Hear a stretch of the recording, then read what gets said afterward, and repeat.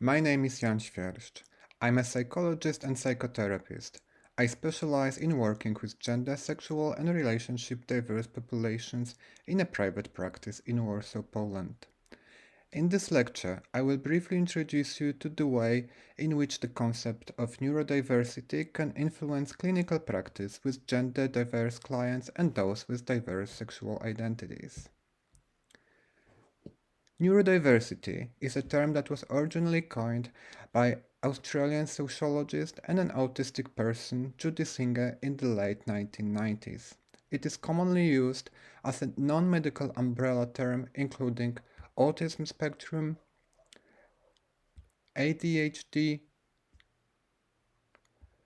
dyslexia, dyspraxia, dyscalculia, and Tourette syndrome. All those conditions can co-occur. Also, under the neurodiversity umbrella, there are terms that can be understood as medical diagnoses or disorders. Neurodiversity as a concept refers to variations between human minds occurring naturally within a population. This model describes differences and recognizes strengths as well as the challenges that come from the uniqueness of each human mind. Neurodivergent describes individuals whose selective neurocognitive functions, neurodevelopmental differences, fall outside prevalent societal norms. They do not necessarily have a neurodevelopmental disorder. Neurotypical describes individuals whose selective neurocognitive functions fall within prevalent societal norms. It is estimated that 15 to 20% of the world's population exhibits some form of neurodivergence. Neurodivergent is not a medical diagnosis, nor is neurodiversity a diagnosis. Instead, they are concepts that deconstruct traditional medical models developed in order to diagnose perceived deviations from the norm as pathologies. Sometimes, neurodiversity is compared to terms such as race, culture, class, or gender. Therefore, it can be understood as a political concept and a social movement aiming at reducing the stigma around neurodivergence. You may already have noticed that neurodiversity is an affirmative approach to the various ways in which people function due to their cognitive differences. In many ways, it can be compared to the concept of gender and sexual diversity, which embraces the differences in the ways in which people experience and express their gender and sexuality. These differences were traditionally pathologized in Western cultures. Both medicine and psychotherapy have a history of diagnosing and attempting to treat anything that challenged the normative understandings, be it sexual attractions other than heterosexual, expressions and identities undermining the binary notions of men and women, or any sexual behaviors that were outside of a monogamous procreative intercourse. In recent years, there has been an increasing interest in how neurodiversity and gender and sexual diversity may overlap. Clinical observations indicate that there might be a disproportionate prevalence of gender diversity, asexual or queer identities in people on the autism spectrum. There is also an ever-growing body of research that concentrates on the sex life of people diagnosed with ADHD. Moreover, LGBTQ+ and neurodiverse communities are starting to recognize how they overlap and consequently advocate for more inclusive and sensitive support. A lot of the research that has been done so far uses a biased medical narrative. The issues investigated in these studies are too often seen through diagnostic criteria and are symptom and disorder focused.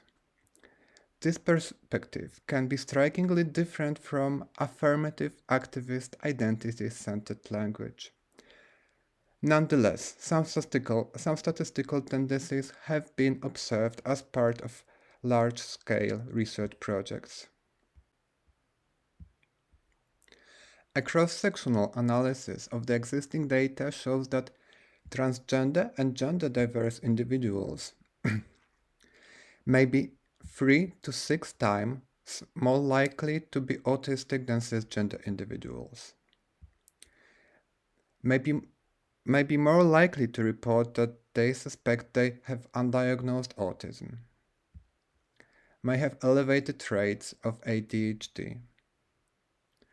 Other studies show that autistic individuals identify with a wider range of sexual orientations than others and more often report same-sex attractions than the general population. They also report identifying as asexual more often than non-autistic persons.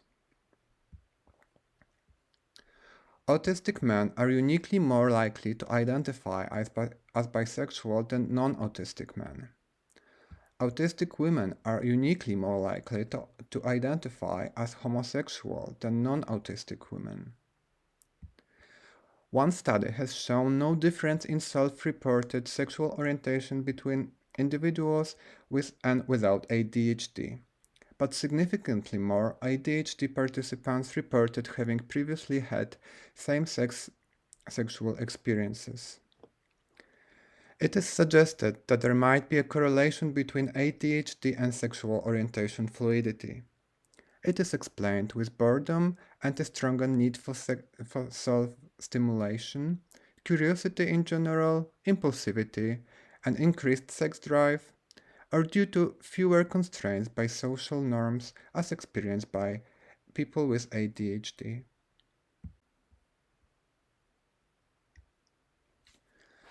Both gender and sexual minorities, as well as neurodivergent people, are forced to conform to societal norms that reflect the majority's perception of what it means to be normal and behave normally.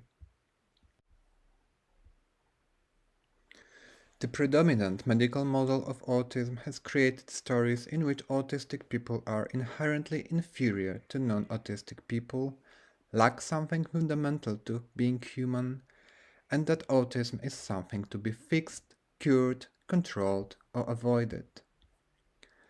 In their work, Authoring Autism, on Rhetoric and Neurological Queerness, an autistic academic, Remy Yego, states that there is a parallel in the rhetoric surrounding LGBTQ+ and autistic people, which has been used to justify conversion therapy for queer people and treatment for autistic people.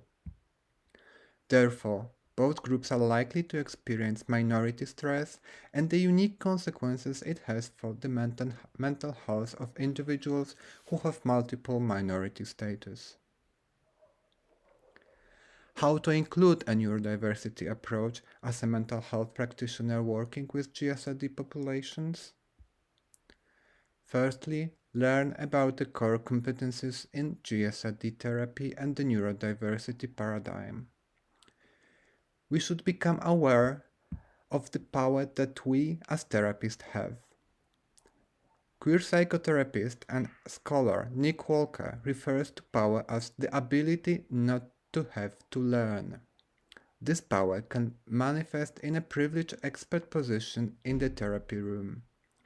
It might also come from the therapist's unconscious lived experience of not being stigmatized based on their sexuality, gender, or neurocognitive functions.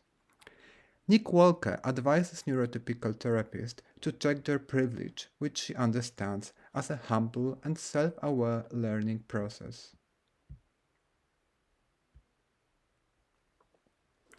Learn, be quiet, pay attention, and learn.